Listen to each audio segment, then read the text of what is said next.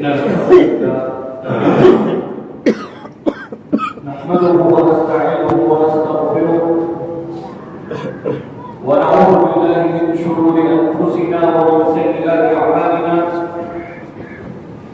من يهده الله فلا مضل له ومن يضلل فلا هادي له وأشهد أن لا إله إلا الله وحده لا شريك له وأشهد أن محمدا عبده ورسوله أما بعد فإن خير الحديث كتاب الله وخير الهدي هدي محمد صلى الله عليه وسلم وشر الأمور محدثاتها وكل محدثة بدعة وكل بدعة ضلالة وكل ضلالة في النار.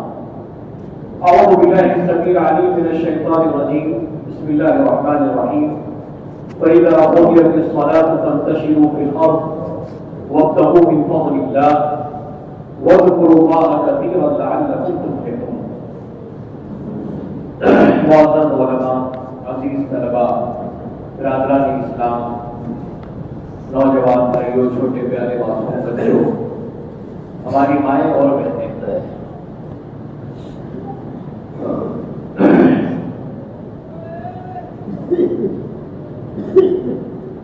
اللہ تعالیٰ نے ہم مسلمانوں کو حلال روزی کمانے کا اختیار کرنے کا حکم دیا ہے، اور جو پاکیزہ چیزیں ہیں جن کو طیبات کہا گیا اسے کھانے کا حکم دیا گیا. یا ایھا الذین آمنوا کلوا من طیبات ما رزقناکم، اس کا ہمیں حکم دیا گیا. انسان مختلف ذریعوں سے اپنے کاروبار کو، اپنی حلال روزی کو آگے بڑھا سکتا ہے. اس کے مختلف طریقے ہیں. ایک تو یہ کہ انسان خود تجارت کرنے لگ جائے، خود اپنا کوئی کاروبار کرنے لگ جائے، جیسا کہ پیارے نبی صلی اللہ علیہ وسلم خدیجہ رضی اللہ عنہا کا مال لے جانا اور اس کو پھر فروخت کرنا، اس کی تجارت کرنا، یہ پیارے نبی صلی اللہ علیہ وسلم کی زندگی سے ہم کو ملتا ہے. تو ایک تو یہ کہ انسان خود اپنا کوئی کاروبار کر لیتا ہے. دوسرا یہ کہ انسان کے پاس مال دولت پیسہ کمانے کا جو ذریعہ ہے وہ ذریعہ ہے کھیتی باڑی. یہ بھی دنیا کے اندر مال کمانے کے ذریعے میں سے ایک بہت بڑا ذریعہ ہے کہ انسان کھیتی باڑی کے ذریعے بہت کچھ مال حاصل کر سکتا ہے. اور تیسرا ذریعہ ہے جس کو ہم اور آپ دیکھتے ہیں کہ بہت ساری بڑی بڑی کمپنیاں ہیں جو بہت سارے پروجیکٹ تیار کرتی ہیں، اور بہت ساری مشینریاں ہیں جو تیار ہوتی ہیں، اس کے ذریعے بہت سارے سامان تیار ہوتے ہیں اور وہ دنیا میں فروخت ہوتے ہیں. اور چوتھا جو ذریعہ ہے وہ ذریعہ ہے مزدوری کرنے کا، کہ انسان کے پاس کچھ نہیں ہے تو انسان کہیں پر مزدوری کرتا ہے، نوکری کرتا ہے اور اس کے ذریعے مال حاصل کرتا ہے. اللہ رب العزت نے ایک مسلمان کو جہاں عبادت کرنے کا حکم دیا وہیں پر اس کو اللہ کا فضل، روزی روٹی تلاش کرنے کا بھی حکم دیا. سورہ جمعہ کی جو ہم یہ آیت کریمہ پڑھتے ہیں، فَإِذَا قُضِيَتِ الصَّلَاةُ فَانتَشِرُوا فِي الْأَرْضِ، جب نماز ختم ہو جائے تو تم زمین میں پھیل جاؤ. نماز جب ختم ہو جائے، مسلمان کو یہ تعلیم ہے کہ جب نماز ختم ہو جائے تو تم زمین میں پھیل جاؤ. وَابْتَغُوا مِن فَضْلِ اللَّهِ، اور اللہ تعالیٰ کے فضل کو تلاش کرو. اہل علم نے جو فضل کا معنی یہاں بیان کیا ہے وہ انسان کی روزی روٹی. اسی لیے اہل علم کہتے ہیں کہ جمعہ کا دن یہ افضل الایام میں سے، اور جمعہ کے دن ایک مسلمان خوب سے خوب عبادت کرے، اس کا بھی حکم ہے. جمعہ کے دن ایک انسان خوب دعائیں کرے، اس کا بھی حکم ہے کہ ہم جمعہ کا دن کیسے گزاریں. لیکن جمعہ کا دن جو ہے اس میں تجارت کرنے سے نہیں روکا ہے. انسان کو حلال کمائی، حلال روزی اختیار کرنے سے منع نہیں کیا. اس کے لیے کہا کہ جب نماز ختم ہو جائے تو پھیل جاؤ زمین میں اور اللہ تعالیٰ کے فضل کو تلاش کرو. انسان اپنے لیے روزی روٹی تلاش کرے. ساتھ میں اللہ تعالیٰ نے ایک بات اور کہی وَاذْكُرُوا اللَّهَ كَثِيرًا لَعَلَّكُمْ تُفْلِحُونَ، اللہ تعالیٰ کا بہت زیادہ ذکر کرنا چاہیے، کثرت سے اللہ تعالیٰ کو یاد کرنا چاہیے تاکہ تم کامیاب ہو جاؤ۔ اس آیت کریمہ پر اگر ہم غور کرتے ہیں تو دو بات ہیں، ایک یہ کہ نماز کے بعد اللہ تعالیٰ نے تجارت کا ذکر کیا، اور دوسرا یہ کہ تجارت کے ساتھ ساتھ میں یا لین دین روزی روٹی کے ساتھ ساتھ میں اللہ تعالیٰ نے اس کے ذکر کا بھی قرآن کی اس آیت کریمہ کے اندر ذکر فرمایا، یعنی کہ انسان کی یہاں اللہ کی عبادت مقدم ہونی چاہیے۔ سب سے پہلے انسان اللہ کی عبادت پر توجہ دے، یعنی کہ انسان کہیں اگر کاروبار تلاش کرتا ہے، کوئی روزی روٹی اختیار کرتا ہے، اور اس روزی روٹی کے چکر میں اگر وہ اللہ کی عبادت ہی نہ کر پائے اور اس کے پیچھے اگر وہ نماز ہی نہ پڑھ پائے اور کوئی اللہ کی عبادت ہی نہ کر پائے تو اس کا کوئی فائدہ نہیں۔ تو اللہ کی عبادت کے ساتھ میں انسان جو بھی روزی روٹی اختیار کرے گا اور ساتھ میں اللہ کو یاد کرے گا، ذکر کرے گا، اس کے لیے کامیابی۔ یعنی ایک بات یہ سمجھ لینی چاہیے کہ انسان کیا چاہے مال، اس کے اندر برکت، خیر، بھلائی، یہ انسان کو اللہ کی عبادت کے ساتھ روزی روٹی کے کمانے کے اندر حاصل ہوتی ہے، اور جب انسان روزی روٹی کمانے کے ساتھ میں اللہ کو بھول جاتا ہے تو اللہ تعالیٰ اس سے برکتوں کو اٹھا دیتا ہے۔ تو ایک چیز یہ جو قرآن کریم کے اندر بیان کی گئی۔ دوسری چیز یہ ہے کہ ہمیشہ پیارے نبی صلی اللہ علیہ وسلم نے ہم کو کسی بھی قسم کا کوئی لین دین ہو، آدمی کوئی چھوٹا کام کرتا ہے، بڑا کام کرتا ہے، کمپنی کھولتا ہے، کوئی کھیتی باڑی کرتا ہے، کوئی بھی مزدوری کرتا ہے، اللہ کے نبی صلی اللہ علیہ وسلم نے دو چیزوں کو بڑی اہمیت دی ہے، اور وہ دو چیزیں ہیں، ایک ہے سچائی، سچ بولنا، اور دوسری ہے امانت داری۔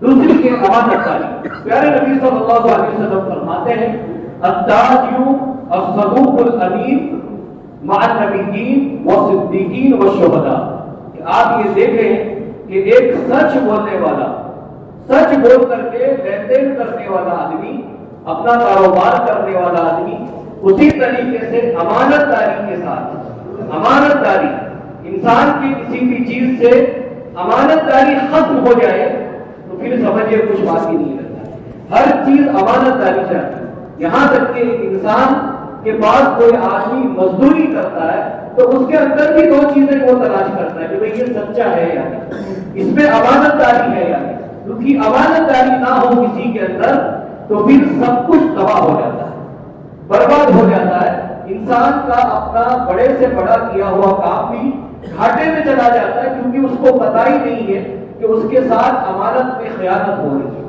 تو اللہ کے نبی صلی اللہ علیہ وسلم نے فرمایا کہ سچ بولنے والا اور امانت دار تاجر اتنا بڑا اس کا بدلہ ہے، کہا قیامت کے دن اس کا بدلہ یہ ہے مہان نبیین۔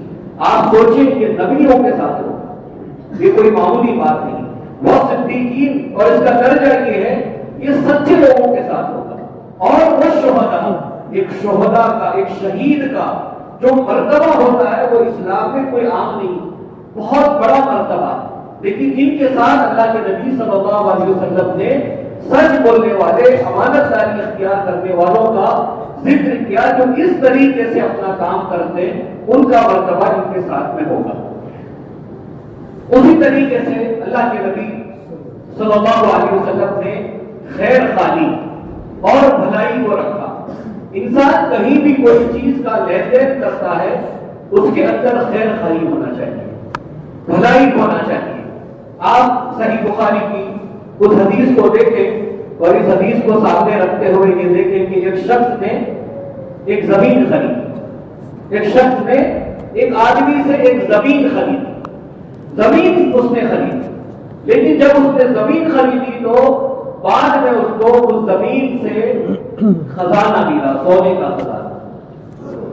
آج اگر ہم ہوں یا کوئی اور ہو تو معاملہ کیا ہو؟ آدمی نے زمین خریدی، زمین سے سونے کا خزانہ نکلا، تو وہ آدمی کہاں گیا؟ جس کے پاس سے خریدی تھی اس کے پاس گیا اور جا کر کے اس سے کہا کہ میں نے زمین آپ سے خریدی تھی، لیکن زمین میں جو خزانہ دفن ہے اس میں جو سونا ہے، کہا یہ میں نے نہیں خریدا تھا آپ سے، تو یہ آپ کا ہے۔ اس کے بدلے میں اس شخص نے کیا کہا کہ میں نے تو آپ کو زمین دے دی، اس زمین کے اندر جو کچھ ہے وہ سب کچھ تمہارا ہے۔ اب تم نے زمین خریدی، اس کے نیچے سونا تھا، خزانہ تھا، جو کچھ تھا وہ سب کچھ تمہارا ہے۔ دونوں یہ چاہتا ہے کہ خزانہ اس کو دے دے اور وہ یہ چاہتا ہے کہ خزانہ نہ دے، تو دونوں کہاں آئے؟ اللہ کے نبی صلی اللہ علیہ وسلم کے پاس آئے۔ اس کے بعد بڑی تفصیل ہے اس کے اندر کہ اللہ کے نبی صلی اللہ علیہ وسلم نے اس کو تقسیم کرنے کا حکم دیا کہ آپس میں بانٹ کرو، لیکن اصل چیز یہ نہیں ہے۔ اصل چیز یہ ہے کہ آپ دیکھیں کہ ایک انسان اپنے مال کے متعلق کتنا فکر مند ہے، کتنا فکر مند ہے۔ اسے اس بات کی فکر ہے کہ یہ جو ملا ہے یہ میرا لینا درست ہے یا نہیں۔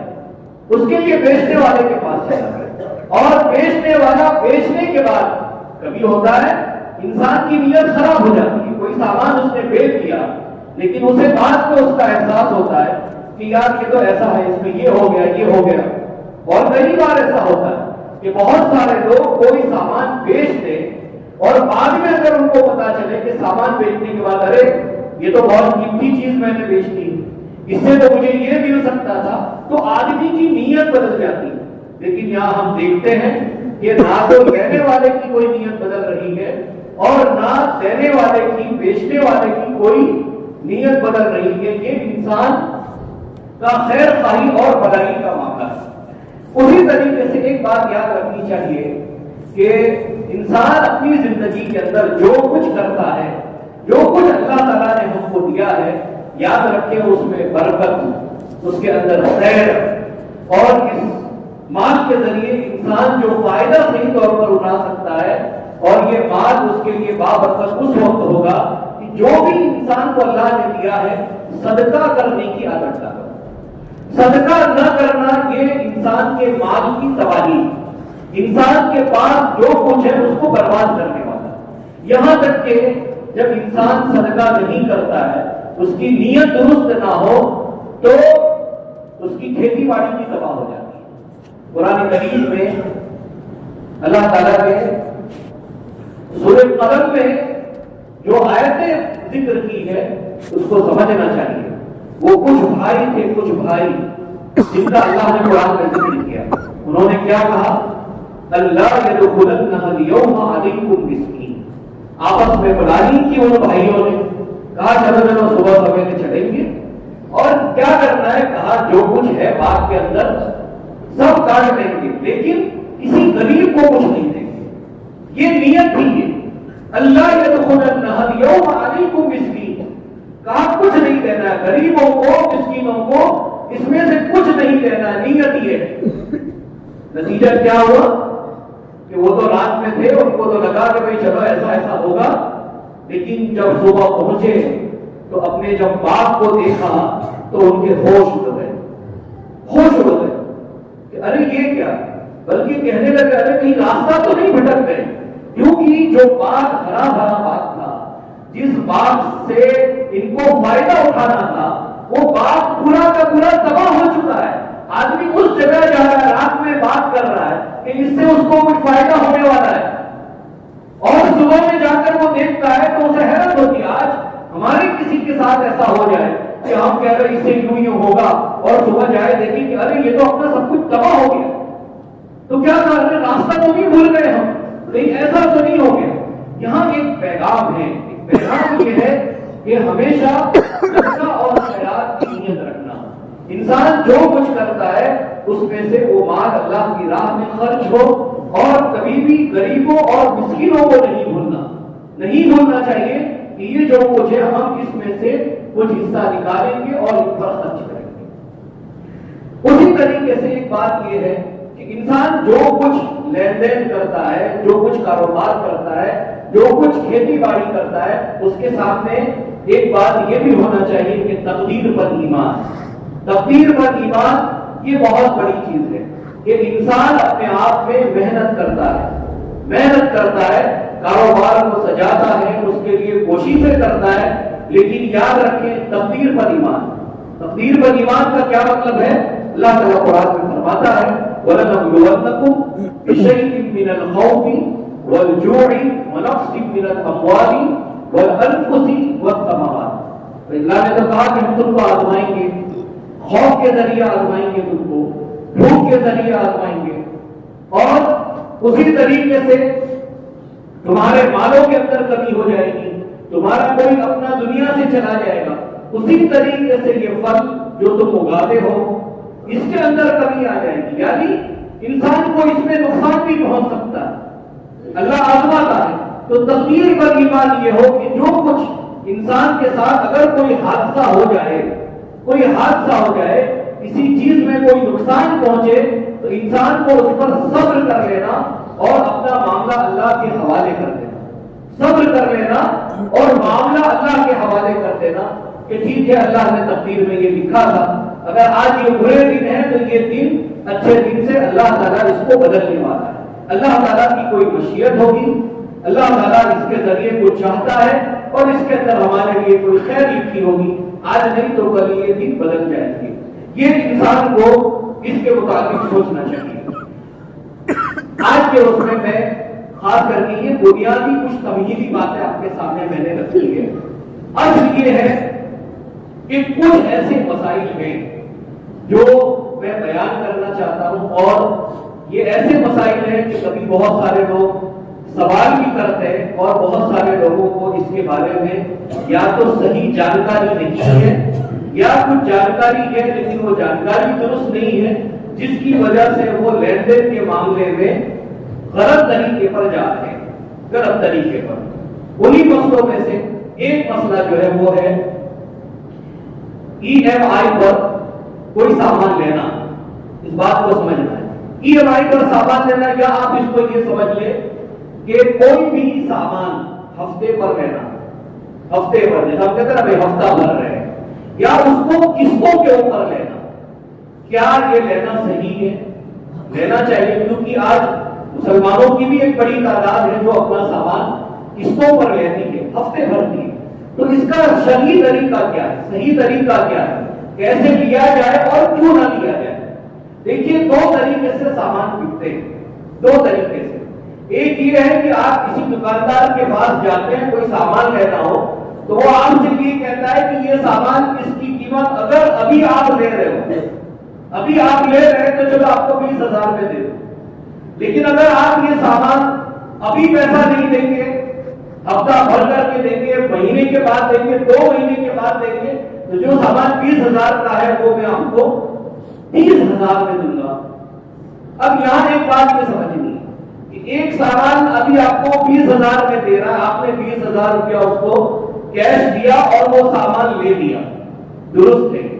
اس نے کہا کہ یہ سامان میں آپ کو دے رہا ہوں، لیکن اگر آپ 1 مہینے بعد اس کو بھر رہے ہیں تو میں آپ سے 30,000 روپیہ لوں گا۔ اب آپ چاہے تو اس وقت مجھے 30,000 روپے دے دو، ابھی ادھار لے جاؤ، یا آپ مجھے ایک ہفتے میں کچھ رقم دے دینا۔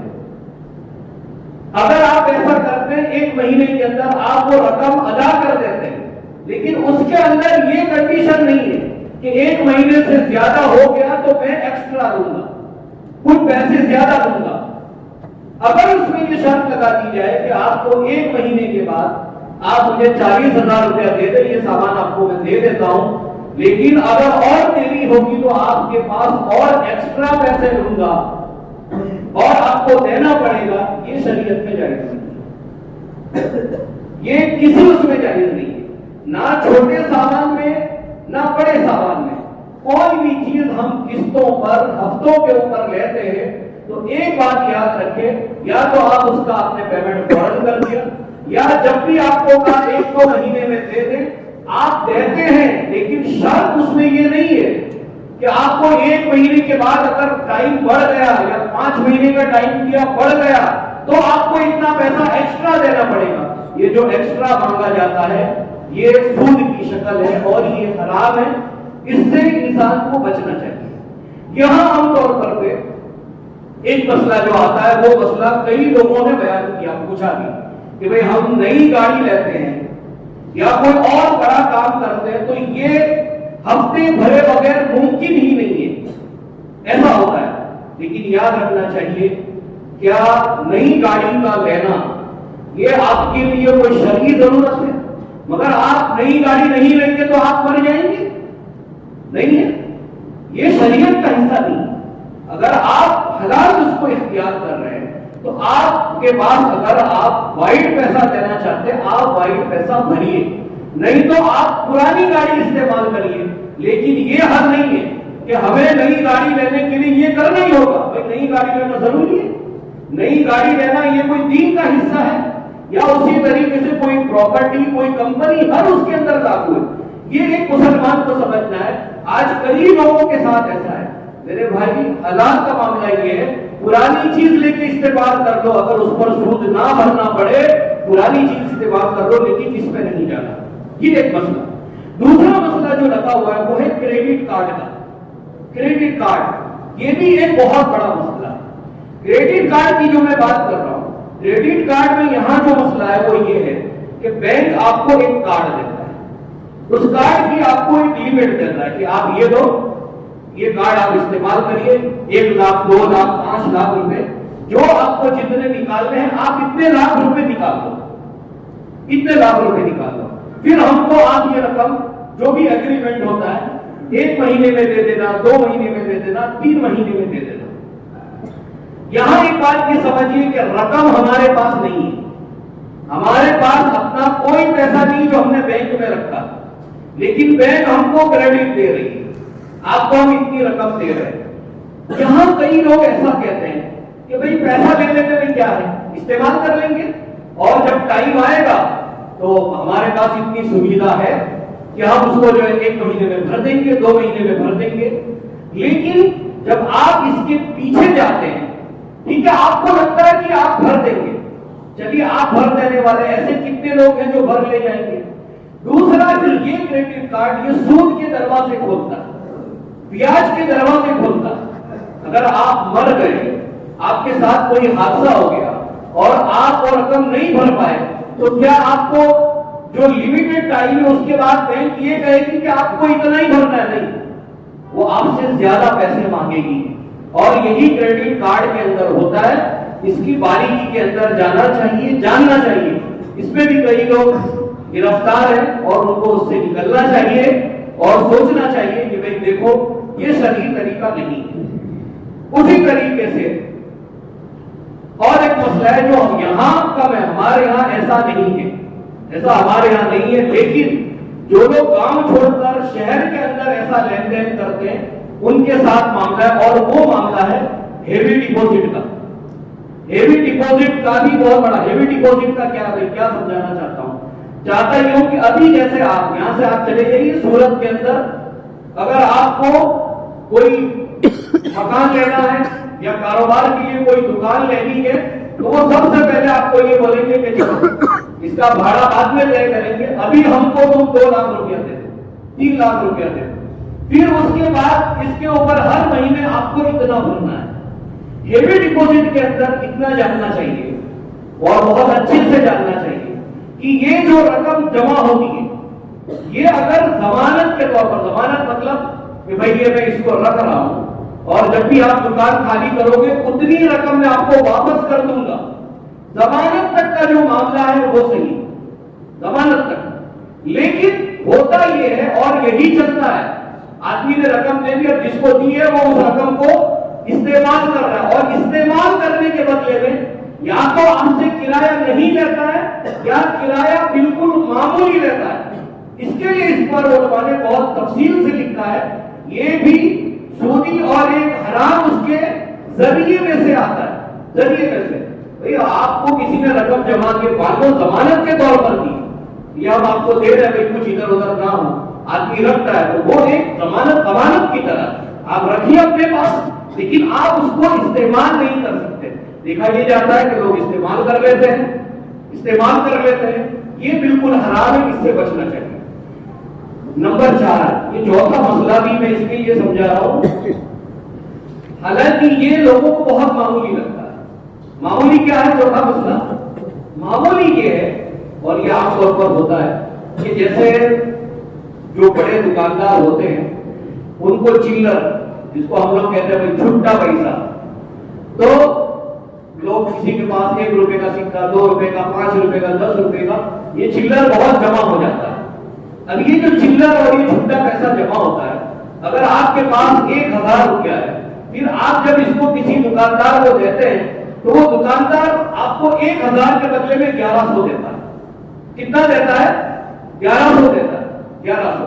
کیوں؟ کیونکہ بھائی آپ نے اس کو لا کر کے چلر دیا۔ پیسوں کا جو معاملہ ہے، جب پیسوں کا لین دین سیم کرنسی، سیم رقم، ایک ہی پیسہ کے بدلے پیسہ جب بھی دیا جائے گا، اس کے اندر کمی زیادتی جائز نہیں ہے، جائز نہیں ہے۔ آج ایسا ہوتا ہے کہ کوئی چھٹے لے لیے، میں چھٹا 1000 میں نے دیا اور سامنے سے دکاندار سے 1100 لے لیا۔ کس کا لیا؟ ارے میں نے چھٹے جمع کیے تھے اس کا۔ یہ چھٹا، یہ چلر، اس کے اندر کمی اور زیادتی کرنا یہ جائز نہیں ہے، جائز نہیں ہے۔ حالانکہ ایسا ہو رہا ہے، ایسا ہو رہا ہے، تو اس پر بھی یہ معمولی لگتا ہے۔ اور عام طور پر یہ فقیروں کے ساتھ ہوتا ہے، فقیروں کے ساتھ جو غریب مانگنے والے آتے ہیں وہ ایک رقم جمع کرتے ہیں، پھر اس کے بدلے میں اتنی لی جاتی۔ یہ غلط ہے، یہ غلط ہے۔ اس کا طریقہ یہ ہے، آپ اس کی الگ سے کوئی مدد کریں کہ بھئی یہ میں تم کو اس کے علاوہ دے رہا ہوں، اس کے بدلے میں تو یہی دے رہا ہوں، لیکن یہ میری طرف سے آپ کو صدقہ دے رہا ہوں، خیرات دے رہا ہوں، یہ الگ مسئلہ ہے۔ لیکن یہ بھی ایک کاروبار بن گیا ہے، اور اسی کاروبار کے اندر نئی اور پرانی نوٹوں کا بھی مسئلہ ہے۔ نئی اور پرانی نوٹوں کا جو لین دین ہوتا ہے اس میں بھی کم اور زیادتی ہوتی ہے۔ حالانکہ اس پر ابھی وقت نہیں ہے، اس پر آپ کو کبھی بتایا جا سکتا ہے۔ اسی طریقے سے جو مسئلہ ہے منی ٹرانسفر، منی ٹرانسفر یہاں لوگ نہیں کرتے، لیکن منی ٹرانسفر کے بارے میں 1-2 بات آپ کے سامنے رکھنا چاہتا ہوں۔ منی ٹرانسفر کرنا یہ اپنے آپ میں جائز ہے۔ اسلام کا اصول یہ ہے، احل اللہ البیع وحرم الربا۔ ہر چیز جو انسان تجارت لین دین کرتا ہے وہ جائز ہے، حرام ہونے کی دلیل ہونا چاہیے۔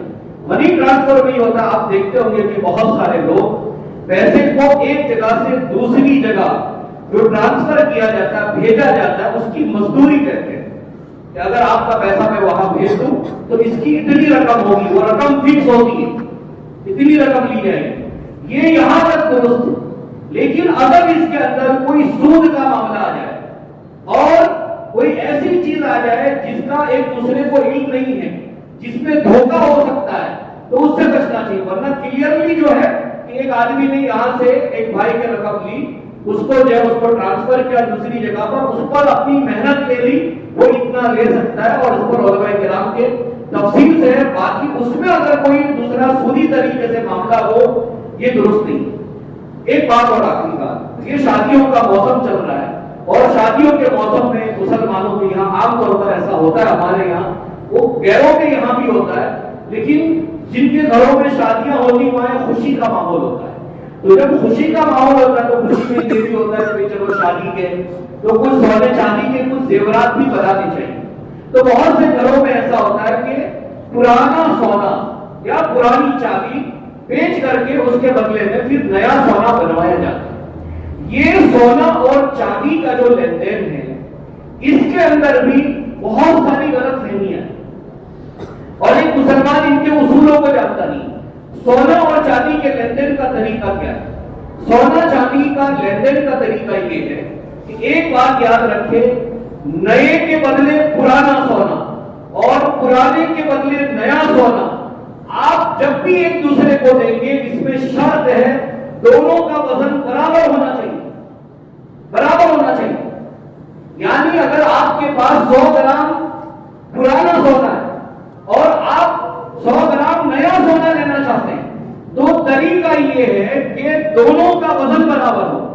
کوئی ایسا نہیں کر سکتا کہ میں 100 گرام پرانا سونا دے کر کے نیا سونا 50 گرام لوں گا، یہ درست نہیں، یہ درست نہیں ہے۔ یہ جو چیز ہے اس میں برابری ہونی چاہیے۔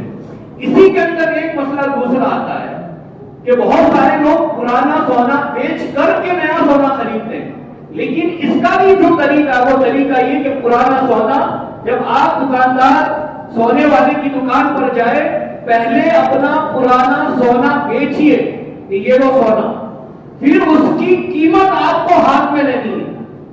100 گرام سونا آپ نے دیا، اس کی قیمت آپ کو دی، وہ قیمت آپ نے اپنے ہاتھ میں لے لی، ادھار بھی نہیں چل سکتا، ادھار بھی نہیں، وہ قیمت آپ نے لے لی، اور اس قیمت کو لینے کے بعد اب آپ اس کے ساتھ نئے سونے کی ڈیل کریں گے، لا بھائی تمہارا نیا سونا کتنے میں بیچنا ہے، یہ طریقہ ہے۔ لیکن عام طور پر دیکھا جاتا ہے لوگ نئے کے بدلے میں پرانا لے کر آ جاتے ہیں، دونوں کے وزن کے اندر فرق ہے، جبکہ یہ منع کیا ہے اللہ کے نبی صلی اللہ علیہ وسلم نے، منع کیا ہے، ان چیزوں کو سیکھنا چاہیے۔ بہرحال وقت میرا ہو گیا ہے، لیکن لین دین کے معاملے میں ایک حدیث بہت ہی اہم ہے اور وہ خیر خائی اور بھلائی کے اوپر ہے۔ اس حدیث کو اگر کوئی مسلمان سمجھے تو واقعی اس کو اللہ کے نبی جو دین ہے اس دین پر قربان جانا چاہیے، اور اسے فخر ہونا چاہیے کہ دیکھو میرے نبی صلی اللہ علیہ وسلم نے مجھے کس قدر امانت داری اور کیسے مجھے بھلائی کا، خیر خائی کا حکم دیا۔ جریر بن عبداللہ، یہ حدیث پڑھ کر کے میں اپنی بات ختم کرتا ہوں۔ جریر بن عبداللہ کہتے ہیں ان کا ایک غلام تھا، ایک غلام، ایک نوکر، انہوں نے اپنے نوکر سے یہ کہا کہ جاؤ میرے لیے ایک گھوڑا خرید کر کے لے کے آؤ، ایک گھوڑا خرید کر کے لے کے آؤ۔ وہ گیا اور 300 درہم میں ایک گھوڑا خرید کر کے لایا، 300 درہم میں ایک گھوڑا خرید کر کے لے کے آیا، ساتھ میں گھوڑے کا مالک بھی آیا، گھوڑے کا مالک بھی آیا۔ جریر بن عبداللہ نے جب گھوڑے کو دیکھا تو دیکھنے کے بعد اس نے جو گھوڑا بیچنے والا تھا اس سے یہ کہا کہ بھئی یہ تم نے بہت کم قیمت لی ہے۔ کیا کہا؟ یہ بات سننے کیسی ہے، خریدا ہے 300 درہم میں، ساتھ میں وہ مالک بھی ہے، تو مالک سے یہ کہہ رہے ہیں ارے بھائی تم نے بہت کم قیمت لی ہے اس کی، خالی 300 درہم تم نے قیمت لی۔ تو کہا کچھ اور بڑھا دیجیے، کہا 400 کر دیجیے، کہا 400 بھی بہت کم ہے۔ کون کہہ رہا ہے؟ لینے والا کہہ رہا ہے، لینے والا۔ پھر کہا 500، کہا ارے 500 بھی بہت کم ہے۔ جریر بن عبداللہ نے وہ گھوڑا جو ان کا نوکر 300 درہم میں لے کر کے آیا تھا، جریر بن عبداللہ نے اس گھوڑے کے 800 درہم دیے، 800 درہم، اور دینے کے بعد انہوں نے بیچنے والے سے کہا کہ میرے بھائی شاید تجھ کو پتا نہیں ہے کہ یہ گھوڑا کس نسل کا ہے، یعنی اس گھوڑے کی ویلیو کیا ہے شاید تم کو پتا نہیں۔ دوسری بات کیا کہی، کیا ہو سکتا ہے کہ تمہاری کوئی مجبوری ہو، دو بات، یہ معمولی بات نہیں ہے۔ کیا کہا کہ شاید تم کو اس کی ویلیو نہیں پتا ہے، یا تم کسی مجبوری کے اندر ہو۔ تو پھر انہوں نے 800 دیا، نہیں اس کی قیمت اتنی بنتی ہے۔ اس میں ایک پیغام ہے، ایک مسلمان کسی مسلمان کی مجبوری کا فائدہ نہ اٹھائے، کہ آج یہ آدمی مجبوری کے اندر کچھ نکال رہا ہے تو چلو ہم اس سے ایسا کیسا لے لیتے ہیں۔ جریر بن عبداللہ نے جب اس کو کہا تم اس کی نسل نہیں جانتے ہو، اس میں ایک پیغام یہ ہو سکتا ہے کبھی بیچنے والا بیوقوف آدمی ہو، یا کبھی بیچنے والے کو کوئی نالج نہ ہو کہ اس کے پاس جو چیز ہے کیا ہے۔ ہم کو کوئی بیچتا، ہم کو تو لگا ہے چلو بڑا اچھا ہے، اس کی تو بہت قیمت آئے گی، اس نے تو دے دیا، اتنے بڑا بیوقوف ہے۔ اللہ کے نبی کہتے ہیں بیوقوف مت بنایا کرو۔ جریر بن عبداللہ نے کہا ہے تم کو اس گھوڑے کی ویلیو نہیں پتا ہے، تم کیا 300 کی بات کر رہا تھا، یہ 800 دیا۔ دوسرا کہ ہو سکتا ہے کہ تمہاری کوئی مجبوری ہو، اس کے لیے تم ایسا کر رہے ہو۔ جریر بن عبداللہ نے جو قیمت بنتی تھی جس سے بیچنے والے کو بعد میں تکلیف نہ ہو، اس کا بھی فائدہ نہیں اٹھایا، اور جریر بن عبداللہ نے ان کی مجبوری کا فائدہ نہیں اٹھایا۔ کہتے ہیں کہ جب وہ چلا گیا تو وہ غلام کہنے لگا ارے یار اچھا خاصا والے میں 300 درہم کے اندر لے آیا تھا، اچھا خاصا 300 درہم کے اندر لے آیا تھا، آپ نے اس کو 800 دے دیے۔ تو جریر بن عبداللہ نے کہا کہ میں نے اپنے نبی سے جو بیعت کی تھی اس بیعت کے اندر یہ بھی شامل تھا کہ میں اپنے مسلمان بھائی کے ساتھ خیر خواہی کا معاملہ کروں، ان کا اچھا سوچوں، ان کی مجبوری کا فائدہ نہ اٹھاؤں۔ اگر آپ اس کو آج اپنے سامنے رکھ لیں تو بہت ساری چیزیں آ جائیں گی، کسی کی مجبوری کا فائدہ نہ اٹھانا، یہ بہت بڑا پیغام ہے۔ اگر اس کو ہم اور آپ سمجھنا چاہیں تو ہم اس کو سمجھ سکتے ہیں یہاں پر یہ آدمی دے کر چلا جاتا، یہ لے لیتے، لیکن نہیں، جدید رحمۃ اللہ نے کہا نہیں بھائی، جس کو پتہ ہی نہیں تو یہ بیچ رہا ہے، اس کی بہت قیمت ہے، یا تو کوئی مجبوری میں بیچ رہا ہے۔ یہ اسلام کا ایک پیغام ہے، جب انسان اس کے اوپر آتا ہے تب اللہ تعالیٰ خیر برکت کے دروازے کھولتا ہے، تب اللہ تعالیٰ اپنی برکات کو آسمان سے نازل کرتا ہے، تب اللہ تعالیٰ جا کر کے انسان کو مصیبتوں سے، تکلیفوں سے، ان سے نکالتا ہے کہ نہیں، یہ میرا بندہ اپنے بندے کے ساتھ خیر خواہی مانگتا، اپنے بھائیوں کو بیوقوف بنانے والا نہیں ہے، کسی کی مجبوری کا فائدہ اٹھانے والا نہیں ہے۔ یہ چند بات آپ کے سامنے رکھ کے اللہ تعالیٰ سے دعا ہے اللہ تعالیٰ ہم تمام کو پیارے نبی صلی اللہ علیہ وسلم کی جو احکامات ہیں، جو تعلیم ہے، اس پر ہمیں عمل کرنے کی توفیق عطا فرمائے۔